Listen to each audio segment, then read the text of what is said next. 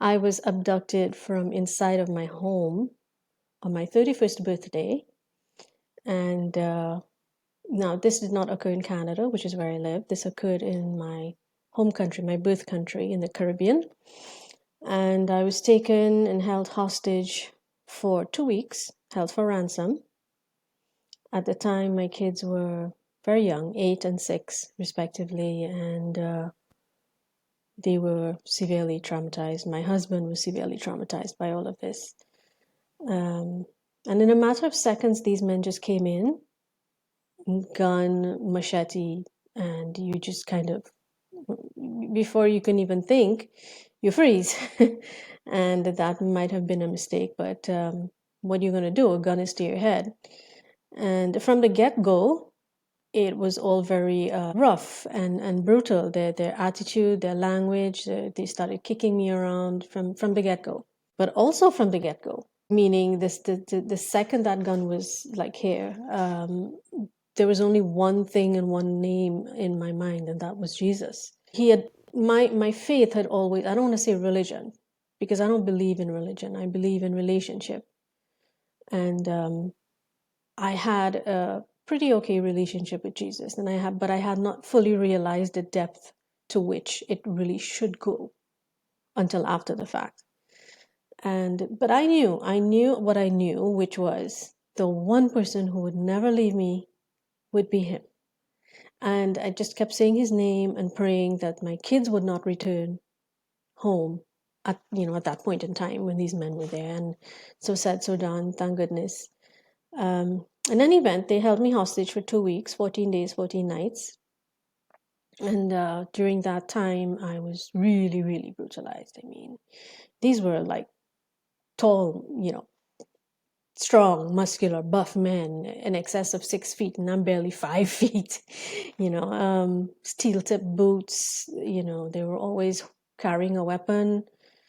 I was kicked about, thrown about, slapped, cuffed, choked. I was starved until, of course, they realized, well, hey, a hostage is of no use unless she's alive. So then came, well, let's try to get her to eat something or ingest anything, water, whatever. I couldn't. I mean, who under those circumstances are going to be able to have a meal or have anything, stay down? And I was throwing up, constantly. I went into shock 3 times. I remember the first stopover, as I put it, was a dumping hole in the ground. Old appliances, garbage, that kind of thing. And they just threw me in the hole. And Sabrina, I mean, threw me in the hole. So I'm blindfolded, everything. I have no idea what's coming. So my body was very well banged up. Handcuffed, tie-strapped, chained, all of you name it. It was done. And then I was taken to the first holding point, which was where negotiations actually began with my husband on this insane ransom that we most certainly did not have lying around. That's where I was sexually assaulted the first time in a very brutal manner, because my husband told one of the kidnappers, well, hey, I don't have that money. We don't have that money. And because that was his response, I was the scapegoat. It was vented on me, and it was horrific. It was very, very numbing. Not even traumatic. It was numbing. Then I was moved to the final shack, would refer to it, that's where I spent the remainder of my days, under the watch of this one guy that I referred to as the keeper. His sole responsibility was, okay, keep her alive so we can exchange. And that man, he was a beast. He was a beast. I was strung up. I was suspended from the air. As soon as I was dropped off, he just, he had me in a chokehold, and he was like, you make a sound, I snap your leg. I'll snap your neck, which I'm pretty sure he could have done given his size and my size. And he suspended me from the air, hanging from some chains, and he was trying to get information from me. What were you earning? What are your savings? Blah blah blah. I'm not thinking straight. I was just assaulted. I was beaten to a pulp. Like there was no processing anything. And but he continued nevertheless until I passed out. And then he realized I passed out so many times. It's not funny. Eventually, he dragged me inside, handcuffed me to a small bedpost, and that's where I remained on that little mattress for 13 days and 13 nights. And I was assaulted 2 more times by this man. The second time was because he saw me shivering, which it was around Christmas time, so it was chilly. It was early morning, and he asked, what's your deal? And I said, I'm cold. Because I said I was cold, that was his license to assault me. And the third time, he thought I was messing with the mask. Because I saw no light for 14 days, 14 nights. So I was trying to like widen the holes at my nostrils so I can actually breathe a little bit better. And he was very, very enraged. So that was again his excuse to very, very brutally assault me. And through this all, I'm fighting like as hard as I could. I'm screaming at the top of my lungs. I mean, how much? I mean, I don't know. How you measure strength? But against this, I refer to him as a beast of a man. How do you fight someone that large and that powerful, right? And his hands, one hand would go all the way around my throat and choke me till I'm unconscious. And that kind of trauma I'm talking about. He left me bleeding. I didn't know what was injured, what was left inside of me. I don't even know. And yeah, I survived on dry crackers, which I mean, I would nibble tiny pieces, very, very small amounts of water just to kind of keep me barely alive because I didn't know where these things were coming from, right? But at the same time, I knew that I had to get back to my babies. I just had to survive somehow. My kids needed me. And all the while, I was questioning God. Oh, so this is what I get in return for living my life the right way, not having any boyfriends, not going to parties or drinking or smoking or anything, marrying my first boyfriend, working myself to death to take care of my 2 kids, my husband, my home, my parents. What did I do to deserve this? So I started really lashing out at God. Like, I mean, okay, you want to punish someone? Okay, right. This? Like, in this way? Really? I could not wrap my head around why such an extreme. And I mean, in hindsight, I understand. In hindsight, I do. At the time, I didn't. I questioned him. And it's important to note that I never stopped loving Jesus, never stopped loving God. I was just mad. I was just trying to understand where that I literally went through every moment of my life in my mind and was like, okay, so yes, I did disobey this time because I said I was going for ice cream at this place, but I didn't go there. I went there. So could this be why? And I'm trying to find all of the reasons to justify this horrible situation. And at the end of it, I was so exhausted. I mean, like mentally, emotionally, I was already battered beyond belief, but I was just exhausted. And that's when I did what I had needed to do from the very beginning, which was say, okay, I give up. I cannot figure this out. So you know what? If this is the way you want me to die, because at the time I was terrified. I'm like, I was positive they were going to kill me. It was just a matter of, okay, how? And I was just praying like, okay, just let it be like really quick. Please don't let them like torture me even more. And I was, all of these scenarios are going through my head. And I'm like, okay, Lord, if no matter which way they kill me, however you deem fit, if this is what you want, fine. It's not like I have any control over the situation. I couldn't leave. I had no idea what was going on with my kids or my parents or my mom, my husband, nobody. I was just lost to the world, essentially. And with no control, I had to give it over. And I had no choice. I was like, okay, you do whatever you please. And I didn't say it with malice or sarcasm. I just honestly said, just deal with it because I can't.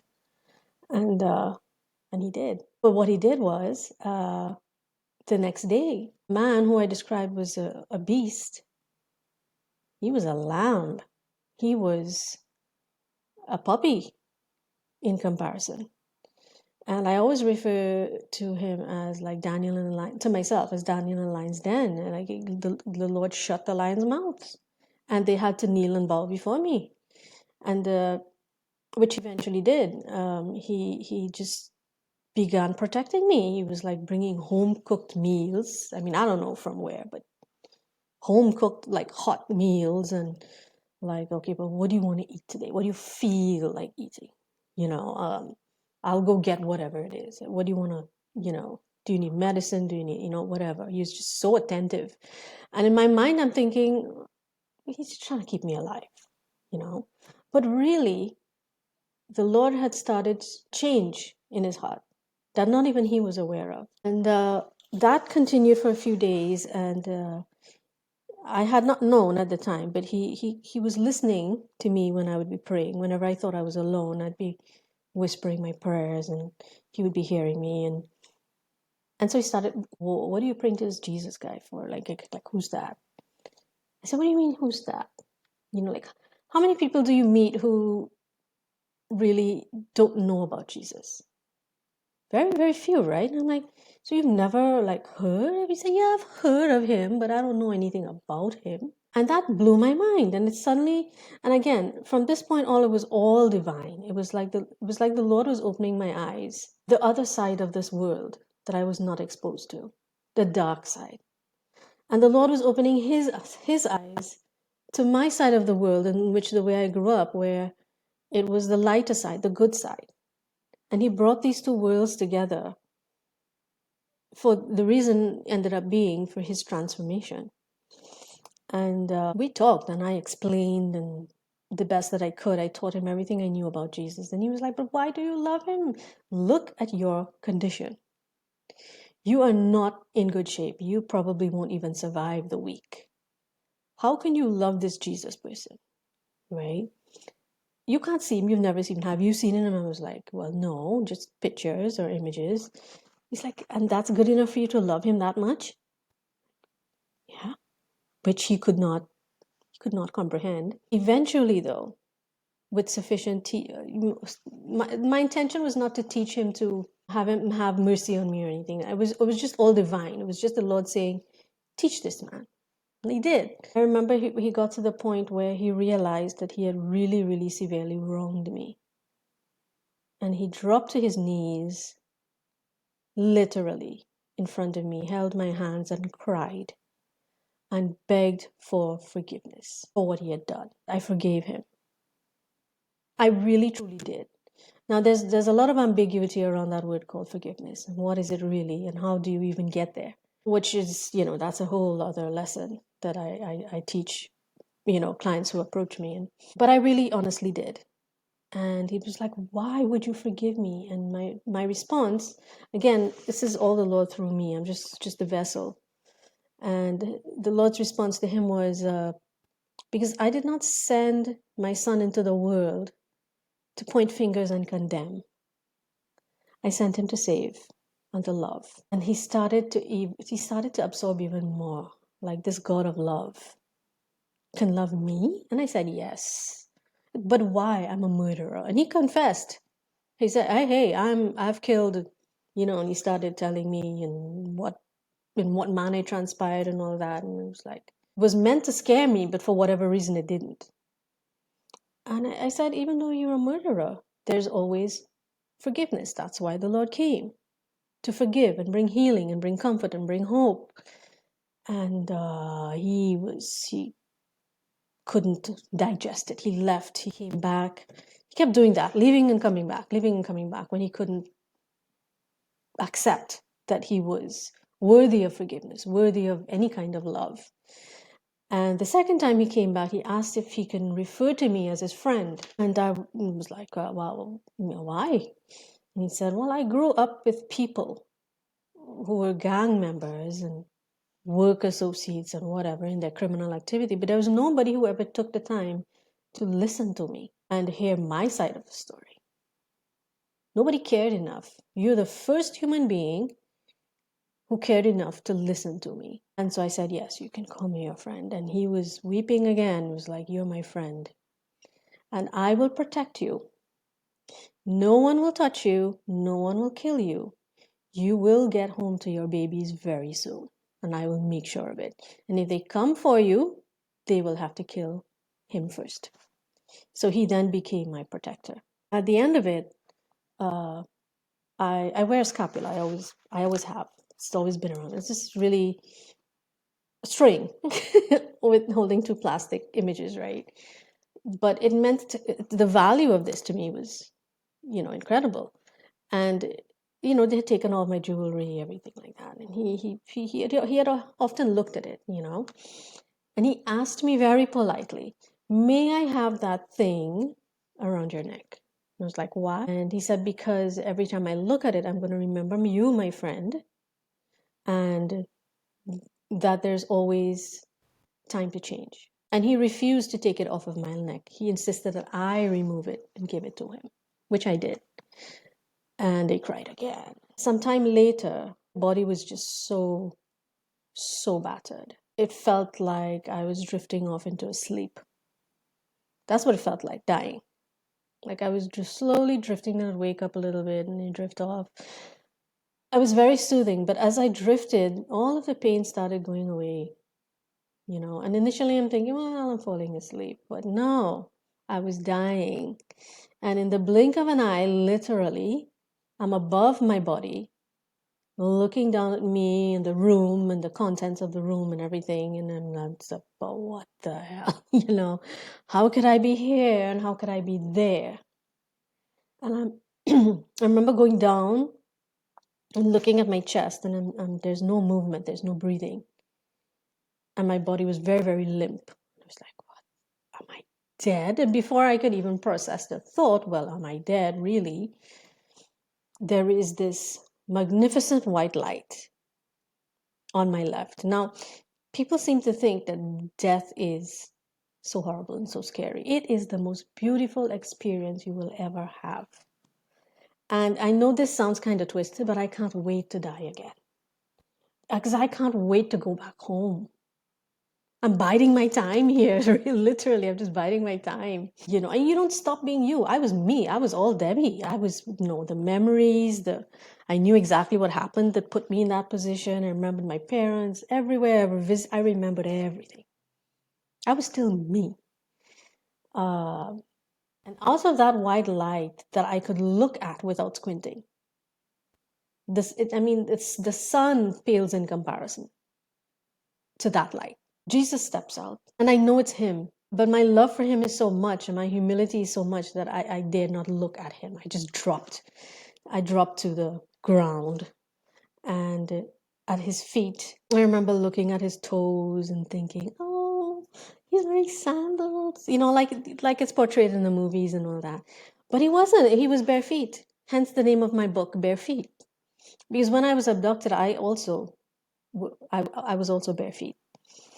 And I'm looking at the light that's emanating from his toes.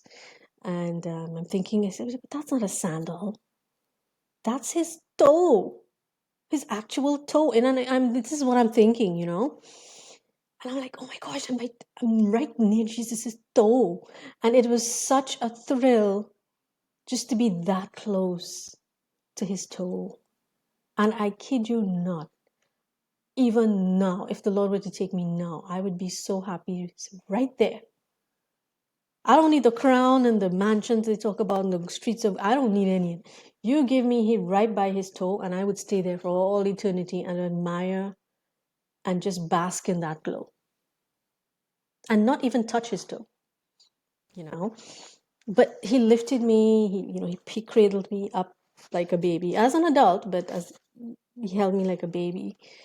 And that in itself is a teaching as to just how wide, oceanic his love is, that we as adults can fit into his embrace, And he said it's okay, You can rest now. I know you're exhausted.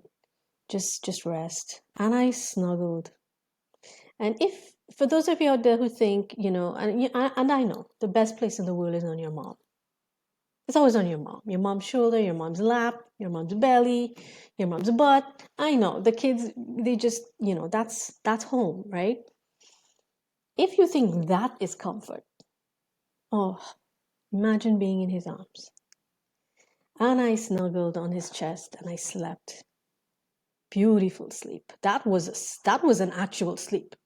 When I opened my eyes, I was on the beaches of heaven. I've tried, but I have not found the blues of that ocean or the greens of the trees and the colors of the rocks and the sand, and there's just no comparison.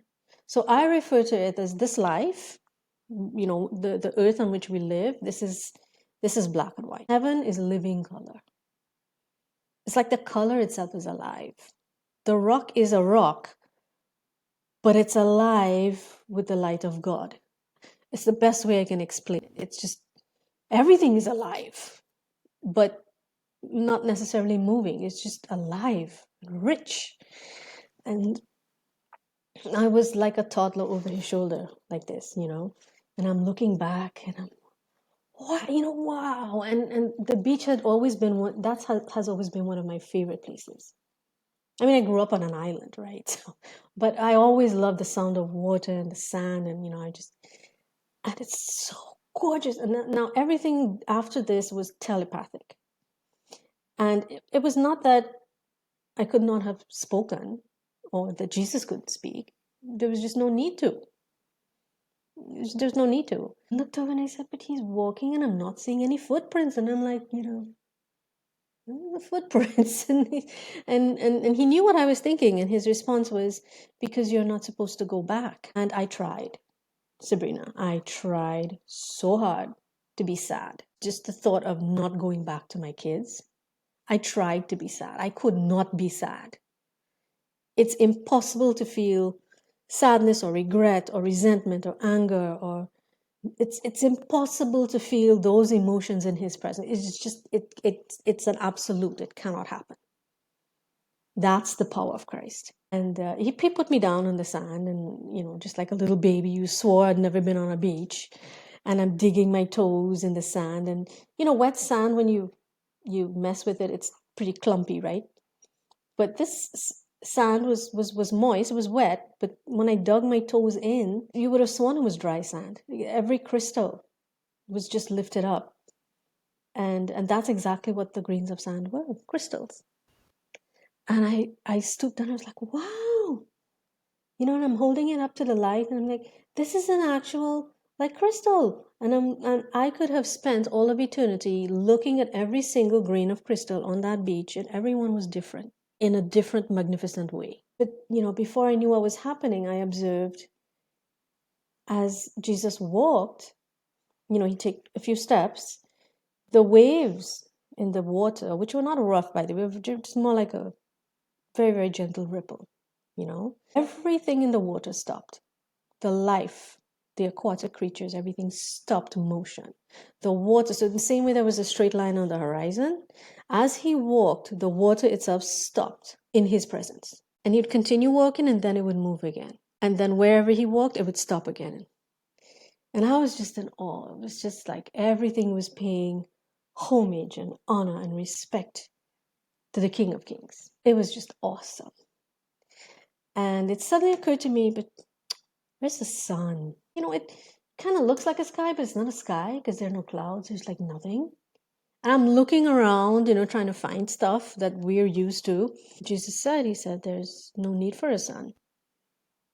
So in my mind, I'm thinking, but the light, there's light to like, it didn't compute, right? And he was like, the light you see is the light of God, which shines on everything. And then I really looked and I realized that, like the trees, the leaves on the trees, there were no shadows underneath the leaves. There was no shadow on either side, any side of the rocks or stones or whatever was there. Because the light of God covers and envelops and it's just absorbed by everything. So there are no shadows. And I'm thinking, and he said, the sky. Why do we need a sky? Here you're limitless. You're limitless in your movement. You're limitless in what you can do, who you can become, where you can go. There are no limits. There's no sky. There's no need for it. And the breeze, the gentle breeze that I thought was, well, sea breeze, I said, no, that's the breath of God. The breath of God that upon which everything thrives in heaven. And it was all so mind-blowing to me. And we walked, and he knew I was thinking about my kids. Now, mind you, I was thinking about my kids. Like you would think, oh, there's a bottle of water. A statement. Not, oh, I wish I had my water right now. There was nothing like that. And he said, he looked at me. That's when he stopped walking. He turned around and he looked at me and he said, you worry for your kids, or you're thinking of your kids, but do you not trust me to take care of them? And I thought for a second and I realized, who am I to question him? He is the only one who loves my children more than me. And I said, yes, Lord, I trust you. And I literally let go of my kids. I'd never known that I was capable of doing something like that. How do you let go of your children? Like entirely. And feel comfortable knowing that they're in good hands. With the way of this world, you can't even imagine sending them off to the mall without all of the dangers that exist. And there I was, letting go of my two children who I love more than life to the Lord. And I knew they would be okay. And as soon as I let go, this was the second time he was teaching me this lesson, I gave it up and I let go. God himself gave them back to me. When I gave Jesus that answer, we took 2 steps, and then there was a more brilliant light, which I didn't even think was like possible. But out of that light was a voice. There was no image of an individual in it. It was just a voice, and I will never, ever forget it. He still speaks to me in that voice. And he says, Debbie, you would like to return to your children. And I'm like, yes, I would like to. But again, I'm saying that with no sadness or regret or anything. And he says, I will allow you to return, but you must promise to finish my work on earth. And he gives me this agenda. I refer to it as an agenda. He's like, boom, boom, boom, boom, boom. These are the things you're supposed to do. And at the top of the list is this book. You know, he holds up this book, and I see the cover, the design on the cover. I see the name Bare Feet. I see the font style. Everything you can, it's plain as daylight. And so, you know, even when I returned and the book eventually came out and people were saying, oh, can't we make the cover a little more dynamic or something? And I'm like, dynamic how? You know, like we can put the kidnappers in. And I'm like, no, this is what the Lord showed me. And that's the way it's going to stay. If you don't like it, tough, you know? And that book almost ended my marriage because my husband did not want this story, well, the details of the story all out there. But I was instructed to write it in a certain way. Write this book raw. It's got to hurt the individual who reads it. Because it's only from that pain and the hurt and the tears that you're going to cry when you read it that you can really appreciate the beauty that comes after. And that's what the Lord wanted. That's what I did. It's very rawly written. I don't think there's anybody who's read it who has not cried. And I said, okay, yes, Lord, I will do as you say. You know, like stupid me. Like, why didn't I stay there? You know, I would have been at peace and not have to deal with all this nonsense in the world and crazy people. But he gave me back my kids. And I remember thinking about his voice, the beauty of his voice, which, I don't know, I'm supposed to be a writer, but it's so difficult to describe these things. His voice is a mixture of, you know, actual words, but music and flowing water all jumbled into one. Such was the beauty of his voice. And he said, my voice, because he knew what I was thinking, he said, my voice is the most beautiful sound you will ever hear. But to those who do not belong to me, it will be the worst sound they ever hear. I said, ah. And his message, he said, Debbie, this book, Bare Feet, tralala, don't worry, I will give you the strength to write it. And believe me, I did need that. I mean, I've been writing all my life, but that was one thing I would never have chosen to write about. Blood, sweat, tears of blood you would not believe. He said, don't worry, I will tell you what to write, when to write it. I'm sending you back to life. But this is my message to the world through the book and through me. The fact that I'm even alive is I see all, I hear all. I know all that happens in the darkness and in the light, and I save.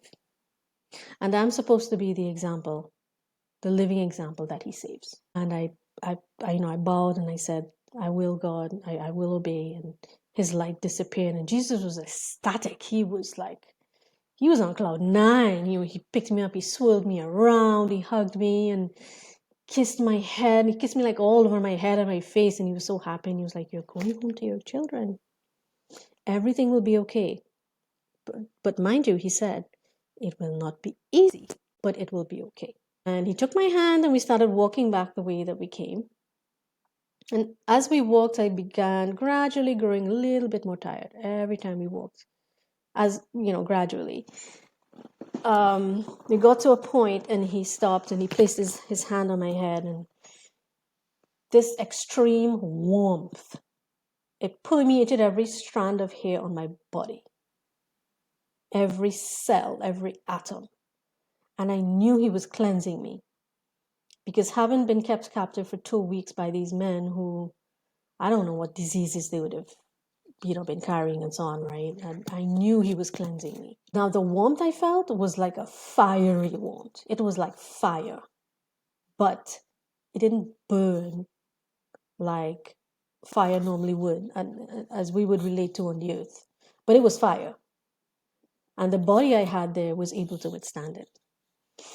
And I knew he cleansed me. And then we walked back to the end of the beach. And that's where I met the saints. Abraham, Moses, Isaac, Jacob. I saw the saints, but there was Mother Mary. And everybody's heads were, like down, bowed, because Jesus was there. Everybody's head is bowed in his presence, except for Mother Mary. And she looked up at me and she smiled, a mother's smile. That's the way I describe it. Filled with warmth and love, a mother's smile.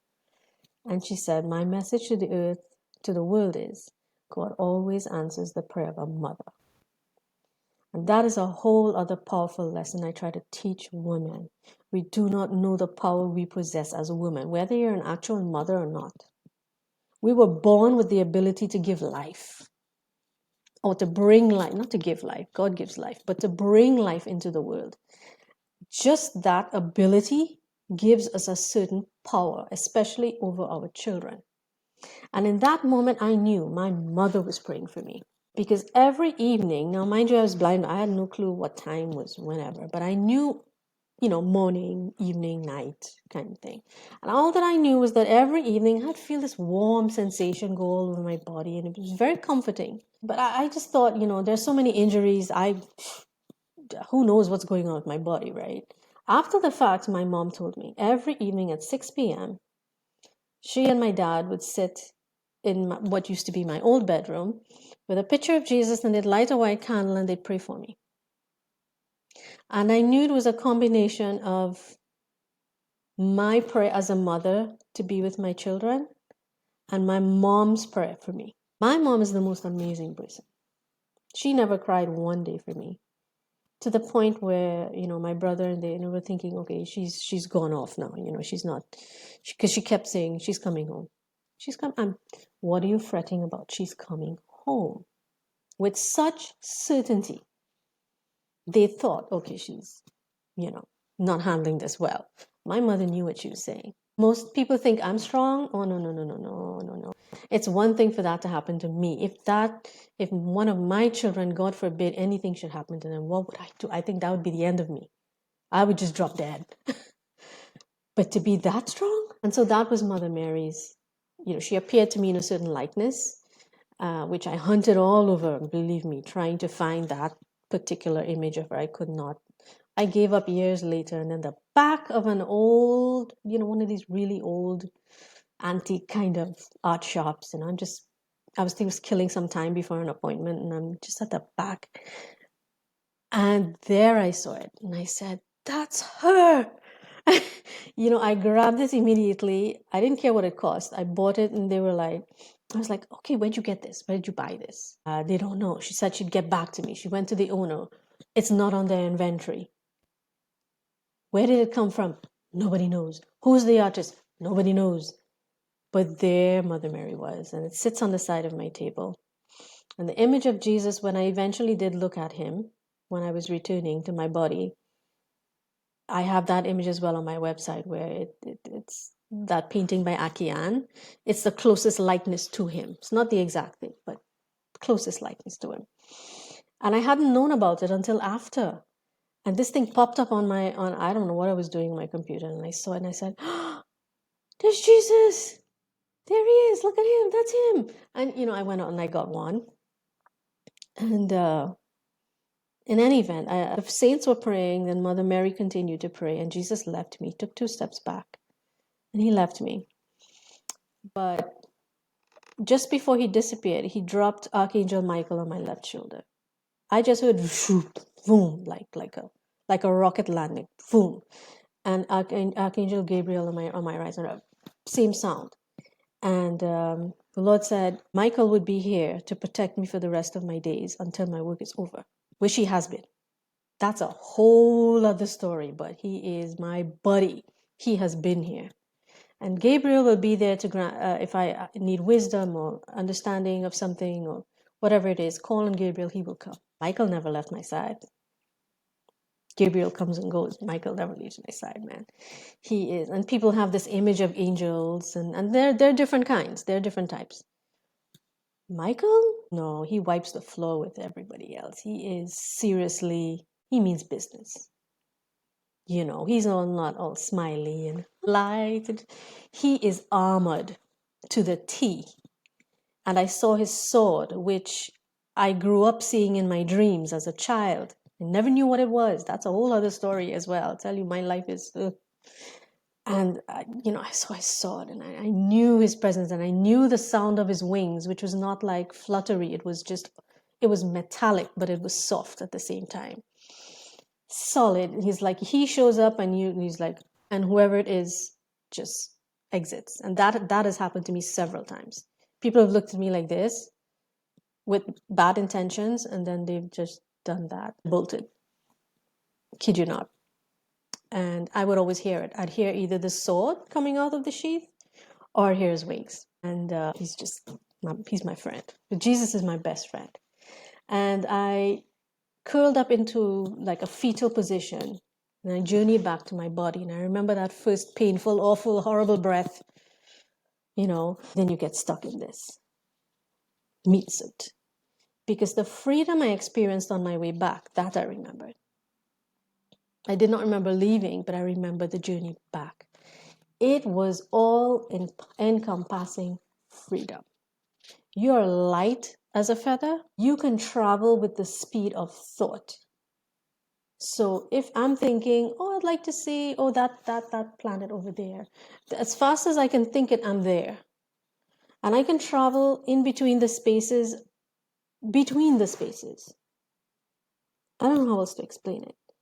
And I could have traveled to different timelines in different universes. And I could have just done anything and been anywhere that I wanted to be with total and absolute freedom. It was like I was dancing in the air, dancing and floating and twirling, and I don't know. And then I get sucked back into this. And then you realize how horrible this human body is.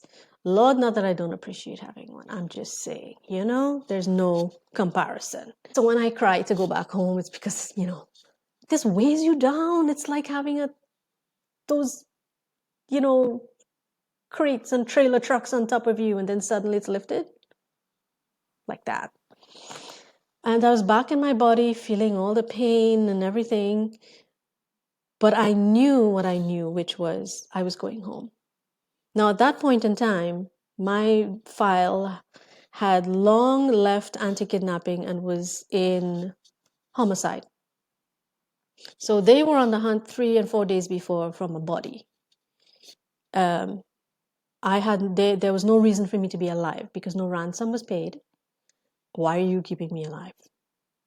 That's not the way kidnappings go. Okay, after 5 days, you either find a body or you've paid a ransom. They do not keep you alive longer than that because then you become a liability. Police couldn't comprehend. 2 days later, the ransom was sent, a very, very small fraction of what they wanted, but it was our life savings. And the keeper came into the room and he hugged me and he swirled me around and he kissed me in my head and he said, "Oh my gosh, you're going home, you're going home." And he was so excited. And he said, "Don't ever forget me. Don't forget me, don't forget me." And he did something that, again, has never been done. He gave me my own phone, the phone I had on me when they abducted me. He said, "I'm giving you this because you know the keypad. I'll slip it to you when you're in the backseat of the car. Hide it. When we drop you off, just count to 10 or 15, rip off your mask and call your husband.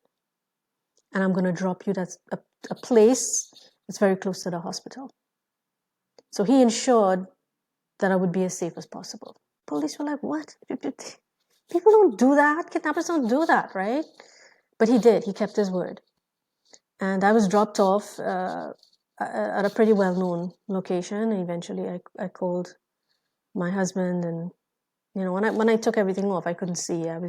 My eyes were infected so badly. I was literally blind.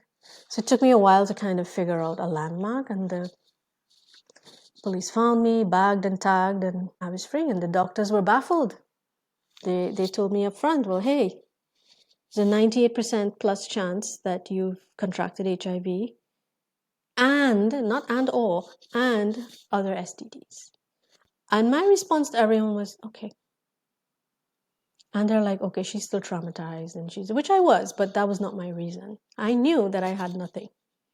After months and months of testing, they could not find anything wrong with me. Well, physically, and they're like, but this doesn't add up. And, and they're trying to I was like, "It's okay. Thank you." And I left because I knew what I knew, So there it is. So walk me through when they said you didn't have anything, and of course they have all this data, right, of previous kidnappings to go on, so they were fairly certain because they knew what they had seen before. Mm-hmm. When they told you wouldn't have anything, you sort of knew or expected that. Now, why did you expect that? Because when Jesus blessed me, I knew he was removing everything. After all, how can I continue his work if I'm plagued with serious illnesses like HIV or different STDs? I would have to focus on that and not him, you see? Even many of the bruises on my body, because we're talking steel-tip boots, chokings, etc., etc., even after 2 weeks, they would have left significant, marks. And they did find a few of them, but they were so faded. They were like, "Are you sure he kicked you here? Are you," to the point where they thought I was lying. I said, "Yeah, I know. How would I not know? I know what they did." But you see, when he did that, he was healing from the inside out. Debbie, this is the kind of story, I think it shocks me and it surprises me and it amazes me on so many levels. And I think everybody listening is probably going through the same emotions that I am. But one of the most interesting things that I must have written down, I think 3 or 5 times, is multiple times throughout your story, it seems to me you're in extreme discomfort and you're in a terrible situation, much worse than any of us will ever get to experience. But then you're putting yourself second, which I don't know that I've ever seen anybody outside of what we read in the Bible and what we hear of God. But you've mentioned, when the person that you refer to as the beast, they have wronged you in so many ways. They have been such a torturer to you, and yet you're open to talking to them. You're open to, and at the same time, it's not about you, But you're telling them, there's forgiveness from the Lord. So how do you manage to, put yourself in this second place and let something else greater than you have the priority in those moments where you're fighting for your life and not certain, where your next breath will be?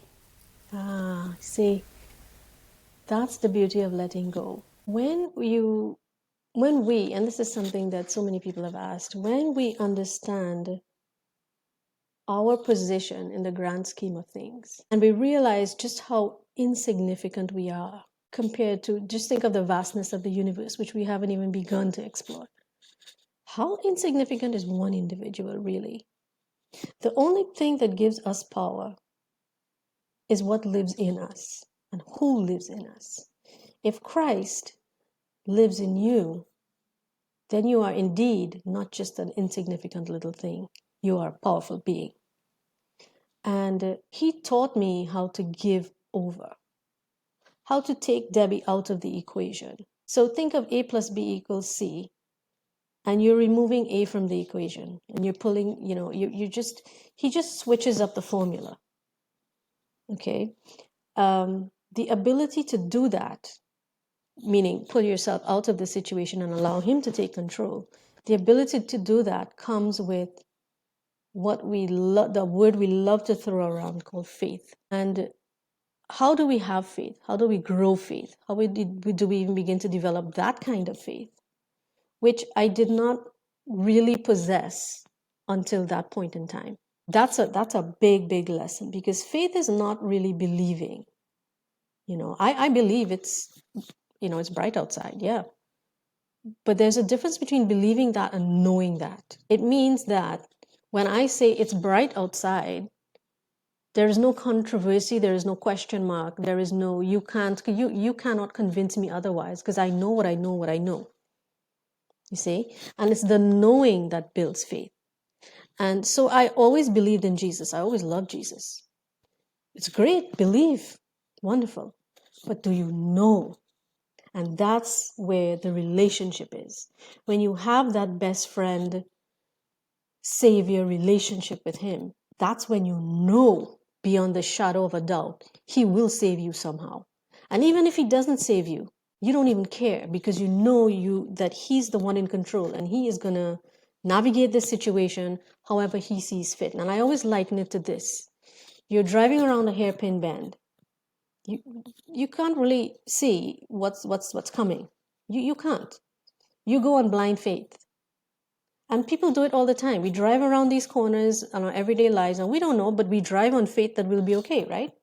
So what's the if we can do that here on earth, why can we not let Jesus, who has the bird's eye view, by the way, and he knows what's coming, and he knows if it's safe or not, if we can do all of these simple tasks in our daily lives, not knowing what's going to happen, why is it so difficult to let the Lord navigate and take the wheel and say, hey, don't go there, go this way. Don't say this, say that. Because we can only see so far as this is a mean, cruel beast to me who has done X, Y, and Z, and he does not deserve forgiveness, and he's evil, and he should be killed, and he should be hung, and that's as far as we can see with our human eyes. Why can we not trust the Lord to see that there's something deeper in him? The same God that created me created him. And while his choices were very different from mine, God gave us free will. I chose a certain path, he chose a certain path, but the same God created us. And he loves him just as much. He doesn't like what he's doing. He's unhappy with his acts, his crimes. But does that mean that he won't forgive him? No. If I grew up a certain way on the good side, and then I suddenly started doing wrong things, does Jesus stop loving me all of a sudden?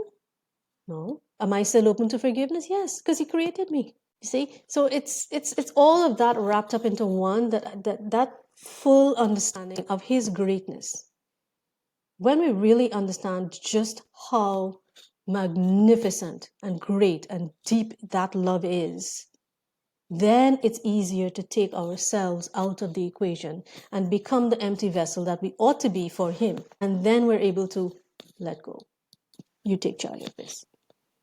Because I can't. Now, something I think all of us would be wondering is, and I think maybe you've wondered this as well during your time being kidnapped, is why would an all-loving God, accept this being done to one of their kids? Why would they allow you going through this? Asked that dozens of, not even dozens, hundreds, thousands of times. An all-loving God, it's like an all-loving parent. I'm raising my child. I want them to be raised a certain way and learn certain lessons and have certain morals and values. If that child strays to the point where I feel like he or she is going down the wrong path, discipline must come into play. Not violence, discipline. And so I pull up. Hey, that's not the way. So. He talks, doesn't listen again. Maybe he gets a little spanking. Comes back, then he does it again, and it's even worse. So God is a father. He's our father. He allows these things for many different reasons. In my case, he allowed it to happen to me because he knew that as much as I loved him, I was only exposed church, school, church activities, godly things, praying, whatever. I was not exposed to the dark side of life. And how can I help? I mean, who did Jesus come to save? Did he come to save those who already knew him? He came to save those who were lost. So if I was not exposed to the dark side, how would I have been in a position to help save others or help others in any other way? Because I could not relate. I had grown up on this side of the fence, not this side. So he needed to expose me to this side so that I would have that understanding and that compassion to be able to help those who really needed the help. And people go to church, but the preachers are teaching to people who don't necessarily need the teaching. They need to go out, and then I've had beef with churches for that for the longest while. Why are you staying in the church or the temple or the mosque or the whatever? Go out to the people who need to hear something good, something encouraging. And I'll tell you something else. Life, everything is about perspective. Think of Job in the Bible. Job was a good, God-fearing man. Why did God took all of his children, lose his children, then lose all of his wealth, and then attack his body where he was, scorned and ostracized? Why? It's actually an expression of God's faith in Job. Because the devil had to ask God's permission. Can I do so and so to him? Since you're so proud of him, right? Can I do X, Y, and Z? I bet you he'll hate you after. God says, no, go ahead. Why did God say that? He knew Job's heart would not turn against him. Okay, well, I bet if I take his body and I ruin his health, I bet then he'll curse you. Okay, go ahead, but don't kill him. Satan had to obey. He went, he did it. Did Job curse him and die? No. So we can look at these horrible things as saying, why would an all-loving God allow these things to happen? It's an expression of his faith in us, especially when it comes to this question where why do bad things happen to good people? That's an expression of God's faith in us and our love for him. And then the ball becomes in our court to prove that, yes, Lord, your trust in me, your faith in me is not wasted. And it's unbelievable the testament that you have to the love of God. And I go back to when I was studying religion in school, and because we all have to, and I think it would have been 1,000 times more effective had they have had such a discourse rather than having books and homework and things to read. Yeah, which is a little bit of a gripe that I have. And I have nothing against teaching the Word of God from the Bible. That's what we should do. But I think the Lord sent me back having learned these lessons, and lessons that I'm still learning, by the way, is because he kind of put me in a position to bridge that gap between, okay, this is what we are taught in the church and from the Bible, and this is how we apply it in our practical everyday life. So you see, we learn the Bible and it says, oh, forgive, love your neighbor as yourself. How? How do you forgive? How do you let go? How do you build a relationship? And that's what he has taught me. And that's what I teach people, who come to me as, as clients or for counseling or whatever. That's what I teach. You wake up at 3 a.m. and you want to slit your throat because your life is such a mess. That I can walk you through because he put me in a position where I've been there, and it's horrible as it sounds. Again, it's perspective. Now, on that topic, I want to understand how you managed to go, from the person that was just kidnapped and then dropped off into freedom to the person you are today. Because as well as I'm certain that your body had to have a time to heal and to come back to its, health and original shape, mentally, I would, if you were to tell me, oh, people are bad, you don't trust anybody, you cannot find it in yourself to do one good thing for anybody or love anybody, I would completely agree. I would say, well, that sounds fair enough given what you've been through. Yeah. You could end up playing the victim card for the rest of your life because you've seen the darkest of humanity, which is something that sometimes we get glimpses on, but not most of us see, which is fortunate. Now, how do you get out of just being a victim of, I can even imagine being afraid to be in your own home, like never being able to have any kind of rest. So how do you get to where you are today? Well, that was and continues to be a long process.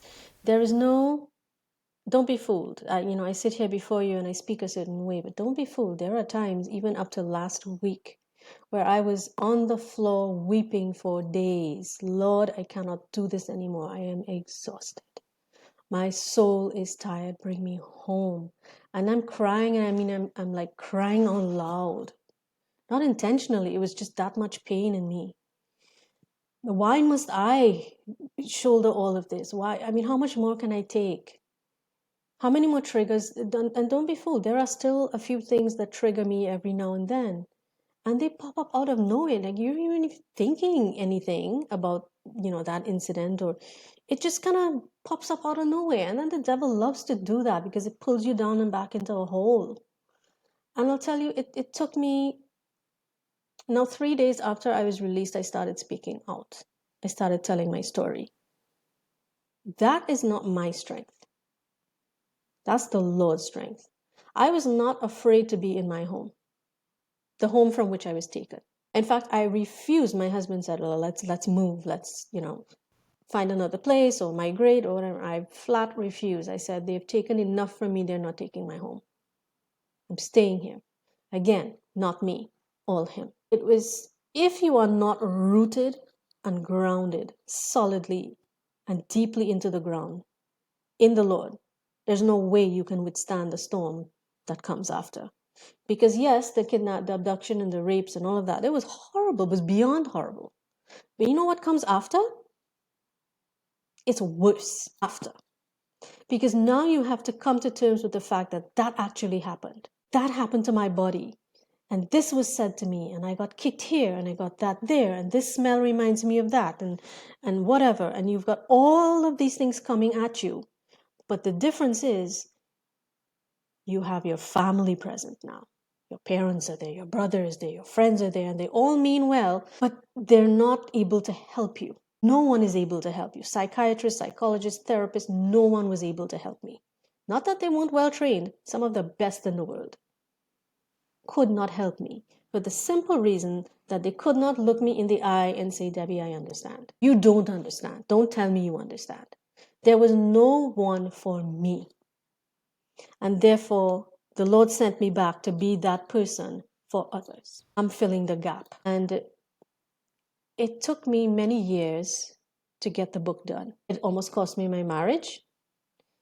I lost a lot of people from my life because they thought these things should not be spoken about and discussed in an open forum or anything of the sort. And I was like, I don't care. When the Lord sends a storm, what is uprooted in a storm? Anything that's not solidly grounded it's going to fly. And if it flies, it means it wasn't strong in the first place and had no place being there. And he removed and he removed, and I feel so isolated sometimes, and I feel so lonely sometimes. But that's what he needs. That's what the Lord wants. So you keep focus on him. And don't get me wrong. This is not an easy journey. After I've had times where I felt like maggots were crawling in my skin. And if you read my book, there are all the details, because you feel so filthy after being raped. You feel gutted. You feel like everything is just ripped out inside of you, and there's this big old hole, and you don't know what you're supposed to fill it with, because something was taken from you that was yours and yours alone. You just don't know what to do with it. You don't know what to do with yourself. And I looked myself in the mirror one day, unfortunately, and I broke down. I did not know who I was looking at. And I had to deal with that, and I didn't know how. And I remember I started scraping my skin to the point where I was starting to like actually hurt myself, because I could have sworn there were maggots crawling all over me, and I would spend sometimes hours in the bathroom just trying to wash the filth off. But it's not something you can wash off. It's a filth that you feel from the inside that the devil loves, and that's why he was trying to break me. But I know what it's like to have a knife here, because I just can't take it anymore. I know what it's like to have a knife here, because, and I mean not just there as in, okay, I'm going to do this, okay. I mean as in here, as in, okay, I'm ready, I don't care. Fully well knowing where that hell exists. And still I was ready to do that. That's how horrible the aftermath is, the PTSD, the anxiety, the depression. And even now, if I have to choose between two places to visit, and one is way less crowded than the other, I'll choose the one that's less crowded. I prefer not to have people jostling around me and touching me and rubbing against me. So there are things that will always surface. It's like living with a disease that you have to control and temper all the time. It's a continuous battle. Don't let anybody who tells you different, they don't know what they're saying, or they're lying. You have to control this and temper it for the rest of there's no escaping it. And then somebody says something that triggers you, and you're back in a hole. And you got to crawl out of that hole. But you see, I use my stepping stones as the word of God to crawl out of that hole. And it's not easy, and it takes time. Sometimes I'm out for an entire week. I don't want to see anybody. I don't want to hear anybody, because I'm wallowing in my own misery. And that's just a little part of what I teach, that people think that's wrong. No, we're living a human experience. You're allowed to feel crappy. You're allowed to be angry. You're allowed to be miserable and sad. But then there comes a point. Do I sink? Do I keep swimming, or do I float? And my teaching, one of my teachings is, through the Lord, of course, is, if you're not strong enough to swim right now, don't fight it. Don't fight the current. Don't fight the wave. Float. Lie back and let the waves carry you. Who's in control of the waves? He is. Lay back and let the wave carry you. When you gain enough strength and you feel like you can paddle again, you can swim again, then swim. When you can't do it, float again. That's what you have to do. Absolutely. And I have to say, I have heard of one other person that mentioned feeling like worms or maggots were inside her skin, and self-harming because she wanted to get them out. It's that vivid. I cannot even begin to imagine what that feels like. But that's the last thing that I want to get to ask you. And to be honest, I wasn't planning on asking you this, but somehow while you were talking about how it feels to live in the aftermath of what happens, it just came to me that I think it's important for everybody to understand. Now, most of us, just like most of the people around you, will not have had even a fraction of your experience. So, of course, when they try to be helpful, when they try to comfort you, when they try to help, there's no way they can even begin to understand what you need or how to even comfort you. If any of us have anybody in our lives that has been through unspeakable events, what would your advice be to how can we be helpful to those people? What could somebody have done for you afterwards to make you feel just a bit better or a tiny bit less crappy? I think just be there in silence, because like I said, maybe I started speaking out about 3 days after I was released, but I started really counseling people maybe about a year after. I was nowhere near being healed, but I started doing it because the Lord said to. And my approach to those individuals was, if they were willing to look me in the eye, I looked them in the eye, because I know that that eye contact will tell them that I know. And on the occasions that that has happened, they've looked at me and they knew that I knew, they would break down and they would start crying and they would tell me. Others would refuse to look me in the face. And I'd just simply say they just need to know that there's someone who understands and cares and is willing to listen without judgment. And that without judgment is very important. And so I would say, wouldn't touch. I wouldn't even try to hold her hand or, touch her shoulder or back, because anything could be a trigger. So I just sit there with my hands on my lap and be like, I'm Debbie, I'm here, I've been through this. If you want to talk, talk. If you don't want to, that's okay. Just know that I'm here. And then I would sit there in silence for a period of time. And if they decided they didn't want to talk at all, I'd just be, okay, that's fine. Whenever you're ready, here's my number, it's my name, whatever. Eventually, they always get to that point, because that's not something you can hold inside. It festers. It festers and gets infected, and it gets the gangrene. This is just a relatable comparison here. And eventually, at some point in their lives, they have no choice but to revisit what happened, because it festers. So I would say the best approach is, yes, it's not, no, nothing is wrong with recommending, okay, let's try this counselor or whatever it is, depending on the age of the victim, but it should never be forced. It should always be that individual's choice. Do I want to see a therapist? No, not right now.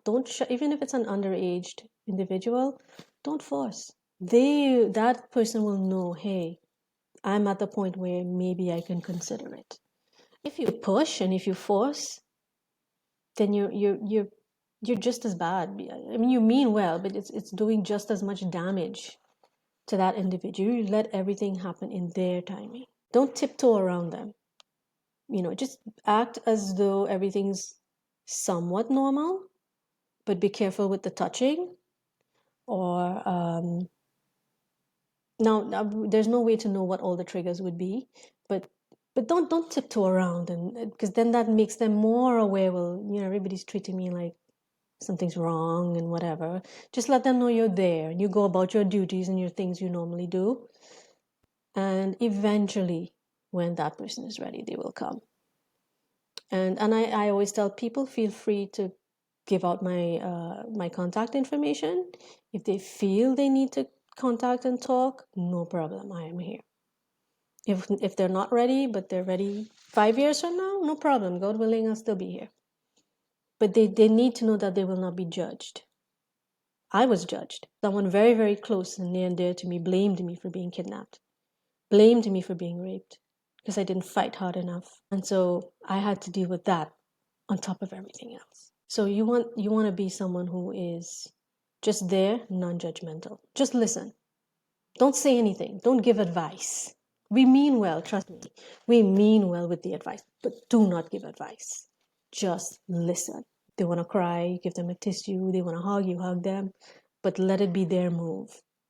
Do not give advice unless they ask. I think that's the best advice always, right? That we shouldn't advise unless we're asked to. I think that's the kindest and the most overrated advice ever, because we always tend to and since I've noticed that, I'm always just baffled at how much advice, not asked for advice, just comes to me on a daily basis. Yeah, if I need your advice, I'll ask. Leave me alone, But that's so true. And somebody who has been through a traumatic event, her husband took his life. She also mentioned don't even begin to say that you understand, because you don't. Unless you've been in the same situation, you do not, which is okay, but then just hold space, which is exactly what you've said. Don't expect to have the answers, because a lot of times people don't come to us for answers or for advice. They just need space. And that's the best thing we can give them. We need space, or sometimes we just need to be heard. I mean the advice is coming from a good place, I get that. But when you give advice, you're going on the assumption that you know what's best. Yeah. You don't. No. I mean, there are people who've come to me with similar issues where lost, a spouse or a child and whatnot. And I never pretend that I know. I said, hey, listen, I can only imagine. I will not tell you I know, because I don't. I have not been there. If you don't, you don't. Don't try to pretend you do. Exactly. Now, Debbie, I want to say that you're just an incredible human being, probably one of the most impressive people that I've ever had the honor of speaking to.